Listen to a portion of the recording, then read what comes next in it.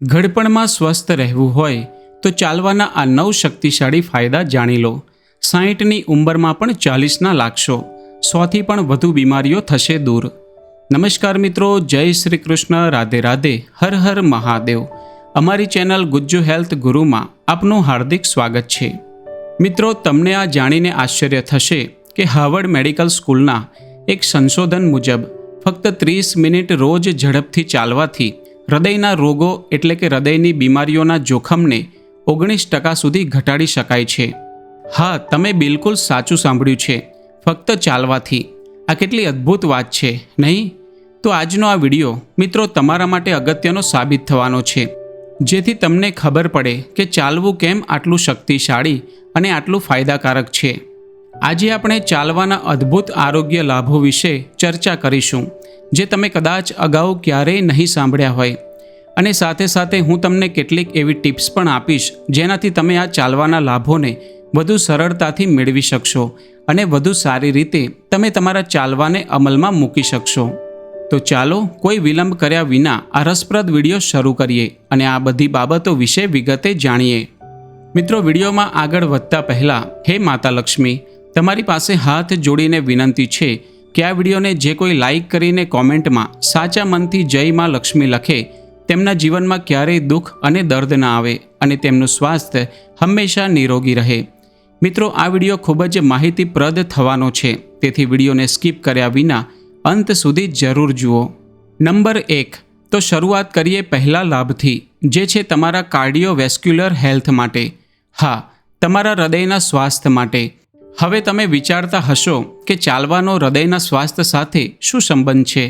તેનાથી હૃદયનું સ્વાસ્થ્ય કેવી રીતે સુધરે છે? તો જુઓ, જ્યારે તમે ચાલો છો ત્યારે તમારા હૃદયના ધબકારા હાર્ટ રેટ વધે છે, હૃદયની ધડકન ઝડપી થાય છે, હૃદયની માંસપેશીઓ વધુ દબાણ સાથે કામ કરે છે અને મજબૂત બને છે। લોહી વધુ ઝડપથી આખી નસોમાં ફેલાય છે, જે નસોમાં અટકાવ બ્લોકેજ સાફ કરે છે અને તમારી નસો લચીલી અને નરમ બને છે, જેનાથી બ્લડ પ્રેશર પણ નિયંત્રણમાં રહે છે। આ બધાનું એકંદરે પરિણામ એ આવે છે કે તમારું કાર્ડિયોવેસ્ક્યુલર સિસ્ટમ વધુ સ્વસ્થ બને છે। આટલું બધું સ્વસ્થ અને શાનદાર હોવા છતાં જો કોઈને પૂછવામાં આવે કે તમે ચાલવાનું શરૂ કેમ નથી કરતા, તો સૌથી વધુ સામાન્ય કારણ જે સાંભળવા મળે છે તે એ છે કે અમારી પાસે ચાલવા માટે સમય નથી, અમારું જીવન ખૂબ વ્યસ્ત છે, અમે નોકરી કરીએ છીએ અને ઘણું બધું। તો એવા લોકો માટે હું આજે એક શાનદાર ટીપ આપવા માંગુ છું। મિત્રો, જો તમારી પાસે સમયની કમી છે, તમને લાગે છે કે તમે ચાલી શકતા નથી, એક સાથે લાંબુ ચાલવા માટે 1 કલાક કે અડધો કલાક તમારી પાસે નથી, તો હું તમને સૂચન કરીશ કે તમે તેને નાના નાના ભાગોમાં વહેંચી નાખો। જેમ કે જો તમે સવારે ઉઠો ત્યારે ફક્ત 10 મિનિટ ચાલો, હું તમને વધુ કરવાનું નથી કહેતો। એ જ રીતે બપોરે કે સાંજના સમયે ફક્ત 10 મિનિટનો સમય કાઢો, ભલે ઓફિસમાં હોય કે ગમે ત્યાં, અને ફક્ત 10 મિનિટ થોડું ચાલો। એ જ રીતે રાત્રે ડિનર કર્યા પછી 10 મિનિટ ચાલો। આ રીતે 10 મિનિટ કરીને તમારું રોજનું 30 મિનિટનું ન્યૂનતમ લક્ષ્ય ઓછામાં ઓછું પૂરું થઈ જશે અને તમને ખ્યાલ પણ નહીં આવે, તમને લાગશે પણ નહીં કે તમે તમારા આટલા વ્યસ્ત શેડ્યુલમાંથી અડધો કલાક આ માટે કાઢ્યો છે અને તમને જે ફાયદા છે તે પણ મળશે। એવું નથી કે તમે એકસાથે 30 મિનિટ જ કરશો તો જ ફાયદા થશે। જો તમે આ રીતે ટુકડાઓમાં 10 મિનિટ ચાલશો તો ચોક્કસપણે તમને તેનો ફાયદો મળશે।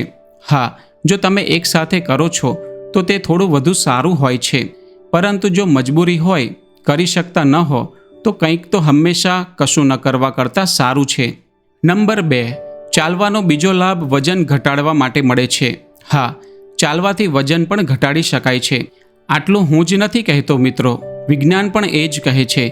એક અભ્યાસ મુજબ જો તમે રોજ 8000 થી 10000 ડગલા ચાલો તો તમે સરળતાથી 400 થી 500 કેલરી દરરોજ બર્ન કરી શકો છો। અને જેમ આપણે બધા જાણીએ છીએ, કેલરી બર્ન થવાનો અર્થ એટલે વજન ઘટાડવું। આમ પણ વજન ઘટાડવા માટે મિત્રો હું તમને એક ટીપ આપવા માંગુ છું કે જો શક્ય હોય તો તમારી સામાન્ય ઝડપ કરતાં થોડી વધુ ઝડપથી ચાલો, જેથી તમારો થોડો શ્વાસ ફૂલે અને થોડો થાકનો અનુભવ થાય, થોડો પરસેવો આવે। આમ કરવાથી તમને 2 ફાયદા થશે। પહેલું, તમને ઓછો સમય લાગશે, ઓછા સમયમાં જ તમે વધુ કેલરી બર્ન કરશો. અને બીજું, તમારા શરીરનો મેટાબોલિક રેટ પણ થોડો વધશે. તમારી માંસપેશીઓ પર થોડું દબાણ આવશે, તણાવ આવશે, ત્યાં નુકસાન થશે અને તેની હીલિંગ માટે પણ વધુ કેલરી બર્ન થશે. અને એકંદરે તમારી ચરબી ઘટાડવાની પ્રક્રિયા પણ વધુ ઝડપી થશે. મિત્રો, જો તમે હજુ સુધી આ વિડીયોને લાઇક નથી કર્યો તો જલ્દીથી લાઇક બટન દબાવો. વિડીયોને તમારા મિત્રો, સંબંધીઓ અને ઓળખીતાઓ સાથે જરૂર શેર કરો, જેથી તેઓ પણ તેનો લાભ લઈ શકે. અને જો તમે ચેનલ પર નવા છો તો સબસ્ક્રાઇબ બટન દબાવીને ચેનલને સબસ્ક્રાઇબ કરો. બેલ આઇકન પર ક્લિક કરીને નોટિફિકેશન ચાલુ કરો, જેથી અમારા નવા વિડીયો તમને સૌથી પહેલાં મળે. નંબર 3, ચાલવાનો ત્રીજો લાભ તણાવ ઘટાડવામાં મળે છે. હા મિત્રો, આજકાલ આપણા બધાના જીવનમાં તણાવ ભરેલો છે. અલગ અલગ કારણોસર આપણે તણાવમાં રહીએ છીએ, પરંતુ ચાલવા જેવી એક સરળ પ્રવૃત્તિથી આપણે તણાવનું સ્તર ઘણી હદે ઘટાડી શકીએ છીએ. હા મિત્રો, સંશોધન કહે છે કે જ્યારે તમે ચાલો છો ત્યારે આપણું શરીર એન્ડોર્ફિન્સ છોડે છે. આ એન્ડોર્ફિન્સ એક પ્રકારના હોર્મોન્સ છે જે આપણને ખુશીનો અનુભવ કરાવે છે. અંદરથી આપણે ખુશ અનુભવીએ છીએ. એટલે કે આ કુદરતી મૂડ લિફ્ટર્સનું કામ કરે છે, જેનાથી તમે વધુ ખુશ અનુભવો છો અને તણાવ ઘટે છે. ચાલવું મિત્રો આપણા શારીરિક સ્વાસ્થ્યની સાથે સાથે માનસિક સ્વાસ્થ્યને પણ સુધારે છે. ચિંતા, ડિપ્રેશન અને અન્ય સાયકોસોમેટિક સમસ્યાઓ જેવી સમસ્યાઓમાં ચાલવાથી તમને ઘણો ફાયદો મળી શકે છે. મિત્રો, ઘણા એવા દર્દીઓ હોય છે જેઓ એન્ટી સ્ટ્રેસ, એન્ટી એન્ઝાઇટી અને એન્ટી ડિપ્રેસન્ટ દવાઓ ખાઈને થાકી જાય છે. પરંતુ જ્યાં સુધી તેઓ દવાઓ લેતા હોય છે ત્યાં સુધી જ તેમને રાહત મળે છે, પછી ફરી એ જ સ્થિતિ. પરંતુ જ્યારે તેમને ચાલવાનું શરૂ કર્યું તો તેમને આનાથી એટલો ફાયદો થયો કે જેટલો તેમને અગાઉ દવાઓથી પણ નહોતો થયો. તો સવાલ એ થાય છે કે આ બધું થાય છે કેવી રીતે? જ્યારે તમે ચાલો છો ત્યારે તમારું શરીર સેરોટોનિન અને ડોપામાઇન જેવી 2 વસ્તુઓ છોડે છે. આ બંને હોર્મોન્સ એક પ્રકારના ખુશીના રસાયણો છે જે મૂડને ઉત્તેજન આપે છે અને તણાવ, ચિંતા, ડિપ્રેશન અને અનિદ્રા જેવી સમસ્યાઓને પણ ઠીક કરી શકે છે. અને જ્યારે આપણો મૂડ સારો હોય છે ત્યારે કુદરતી રીતે માનસિક સ્વાસ્થ્ય પણ સુધરે છે અને આવી સમસ્યાઓ ઓછી જોવા મળે છે. નંબર 4, ચાલવાથી બ્લડ શુગર પણ નિયંત્રણમાં રહે છે. તો જો તમે ડાયાબિટીક છો તો તમારે ચોક્કસપણે ચાલવું જોઈએ. વિજ્ઞાન મુજબ ખાસ કરીને ખાધા પછી ચાલવાથી બ્લડ શુગરનું સ્તર નોંધપાત્ર રીતે ઘટાડી શકાય છે. એક અભ્યાસ છે મિત્રો જે ડાયાબિટોલોજીમાં જણાવે છે કે ખાધા પછી ફક્ત 15 મિનિટ ચાલવાથી બ્લડ શુગરનું સ્તર 3 કલાક સુધી નિયંત્રણમાં રાખી શકાય છે. એટલે કે તમે 15 મિનિટ ચાલ્યા, પરંતુ તેની અસર તમારા બ્લડ શુગર પર 3 કલાક સુધી રહેશે. આ ખૂબ જ અદ્ભુત હકીકત છે. તો જો તમે ડાયાબિટીક છો, જો તમારું બ્લડ શુગર વધે છે અથવા જો તમે તમારી શુગરની દવાઓ ઘટાડવા માંગો છો તો તમારે આજથી જ ચાલવાનું શરૂ કરી દેવું જોઈએ. નંબર 5, ચાલવાથી, ખાસ કરીને ખાધા પછી ચાલવાથી તમારું પાચન પણ સુધરે છે. ગેસ, એસિડિટી અને કબજિયાતમાં પણ તમને રાહત મળે છે. જ્યારે તમે ખાધા પછી ચાલો છો ત્યારે શું થાય છે? તમારી પાચન તંત્રને એક પ્રકારનો કિક સ્ટાર્ટ મળે છે. આનાથી પાચન તંત્રમાં લોહીનો પ્રવાહ વધે છે, જેનાથી આપણા આંતરડા અને પેટની માંસપેશીઓ વધુ સારી રીતે કામ કરે છે. પેરિસ્ટાલ્ટિક ગતિ વધે છે અને આનાથી કબજિયાતમાં અને ખોરાકને નીચે ધકેલવામાં સરળતા થાય છે અને પાચન સંબંધી સમસ્યાઓમાં રાહત મળે છે. આમ પણ જો તમને લાગે કે ખાધા પછી તમારું પેટ ખૂબ ભરેલું છે તો તરત જ ચાલવાનો પ્રયાસ ન કરો. થોડો સમય આપો, કદાચ 20-30 મિનિટ, અને પછી ટૂંકું ચાલવા જાઓ. આનાથી શું થશે? તમારા ખોરાકનું પાચન સરળ થશે અને ચાલવામાં પણ સરળતા રહેશે. જે ભારેપણું, ફૂલવું કે ચાલવામાં આવતી મુશ્કેલી, આળસ આવે છે તે તમને નહીં થાય. આ ટીપથી હટીને એક વાત હંમેશા યાદ રાખવી કે ખોરાક હંમેશા તમારી ભૂખ કરતાં થોડો ઓછો જ ખાવો જોઈએ. નંબર 6, ચાલવાનો છઠ્ઠો અદ્ભુત લાભ તમારી રોગપ્રતિકારક તંત્રને ઉત્તેજન આપવાના રૂપમાં મળે છે.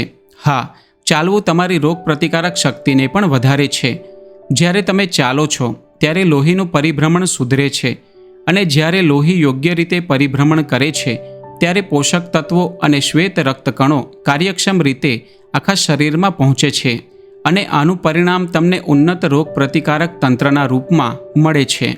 નંબર 7, ચાલવાનો 7મો લાભ એ છે કે તમારી ઊંઘની ગુણવત્તા સુધરે છે. તમારામાંથી કેટલા લોકો એવા છે જેઓ રાત્રે આરામથી સૂઈ શકે છે, ગાઢ નિંદ્રા લઈ શકે છે? નીચે કોમેન્ટ કરીને જરૂર જણાવો અને હમણાં જ જણાવો. આધુનિક જીવનની દોડધામમાં આપણી ઊંઘની ગુણવત્તા ક્યાંક ને ક્યાંક બગડે જ છે. પરંતુ ચિંતા ન કરો, કારણ કે રોજ ફક્ત અડધોથી 1 કલાક ચાલવાથી તમે તમારી ઊંઘની ગુણવત્તા પણ સુધારી શકો છો. ચાલવાથી ખુશી આપનારા હોર્મોન્સ છૂટે છે અને તણાવ ઘટે છે, જેનાથી તમારી ઊંઘની ગુણવત્તા વધે છે. અને સાથે સાથે ચાલવાથી શરીર થોડું થાકે છે, આરામ મળે છે, અને જ્યારે તમે આરામ કરો છો ત્યારે આના કારણે પણ તમારી ઊંઘની ગુણવત્તા સુધરે છે. નંબર 8, ચાલવાનો 8મો મોટો લાભ એ છે કે તેનાથી સાંધાનું સ્વાસ્થ્ય એટલે કે જોઈન્ટ હેલ્થ પણ સુધરે છે. ઘણીવાર લોકોને જ્યારે સાંધાની સમસ્યા હોય છે ત્યારે તેઓ ચાલવું ફરવું બિલકુલ છોડી દે છે, જે ખરેખર ખોટું છે. જ્યાં સુધી તમારા ડૉક્ટર તમને ચાલવા ફરવાથી ના પાડે, તમારે રોજ ચાલવું જોઈએ. જ્યારે તમે ચાલો છો ત્યારે તમારા સાંધા એક ખાસ પ્રકારનું પ્રવાહી ઉત્પન્ન કરે છે, જે સાઇનોવિયલ ફ્લુઇડની જેમ કામ કરે છે અને તમારા સાંધાને પોષણ આપે છે, ચિકાસ ઉત્પન્ન કરે છે. તો મૂળભૂત રીતે ચાલવું એ તમારા સાંધાને તેલ લગાવવા જેવું છે. એક ઝડપી ટીપ પણ આપી દઉં મિત્રો, કે જો તમને સાંધાના દુખાવાની સમસ્યા હોય તો શરૂઆતમાં ધીમે ધીમે શરૂ કરો. એકદમથી ખૂબ ચાલવું નહીં, કદાચ 10-15 મિનિટથી શરૂ કરો. ધીમે ધીમે શરૂ કરો અને પછી ધીમે ધીમે તેને વધારતા જાઓ. નંબર 9, ચાલવાનો 9મો લાભ જે હું તમને જણાવવા માંગુ છું તે છે તમારી ત્વચા અને વાળ માટે.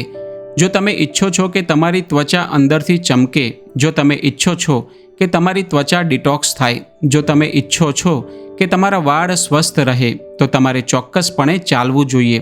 હવે તમે કહેશો કે આ બધાનો ચાલવા સાથે શું સંબંધ છે? તો જુઓ, જ્યારે તમે ચાલો છો ત્યારે શરીરમાં લોહીનું પરિભ્રમણ વધે છે, અને જ્યારે લોહીનું પરિભ્રમણ વધે છે ત્યારે તમારી ત્વચામાં પોષણ યોગ્ય રીતે પહોંચે છે અને તેનાથી તમારી ત્વચા સ્વસ્થ બને છે. એ જ રીતે તમારા વાળ પણ સ્વસ્થ બને છે. તમે જોયું હશે, જ્યારે તમે ચાલો છો ત્યારે ચહેરો લાલ થઈ જાય છે. તેનો અર્થ એ જ છે કે તમારી ત્વચામાં લોહીનો પુરવઠો વધે છે. મિત્રો, ચાલવાના ફક્ત આ 9 લાભો જ નથી. આ ઉપરાંત પણ સેંકડો નાના નાના લાભો છે જે તમને મળે છે, પરંતુ અહીં તમને મુખ્ય 9 લાભો જણાવ્યા છે. જો તમે કોમેન્ટમાં જણાવશો તો ચાલવાના બીજા વધારે લાભ સાથેનો એક વિડીયો બનાવીશું. તો મિત્રો, આજના વિડીયોમાં બસ આટલું જ. જો વિડીયો ગમ્યો હોય તો વિડીયોને લાઇક કરો, શેર કરો અને અમારી ચેનલ ગુજ્જુ હેલ્થ ગુરુને સબસ્ક્રાઇબ જરૂર કરો. સાથે જ બેલ નોટિફિકેશનને ઓલ પર સેટ કરી દો, જેથી આગલો વિડીયો સૌથી પહેલાં તમારી પાસે આવે. અને કોમેન્ટ બોક્સમાં રાધે રાધે જરૂર લખો. વિડીયોમાં અંત સુધી જોડાવા બદલ આપ સૌનો ખૂબ ખૂબ આભાર. હેલ્થી રહો, હસતા રહો.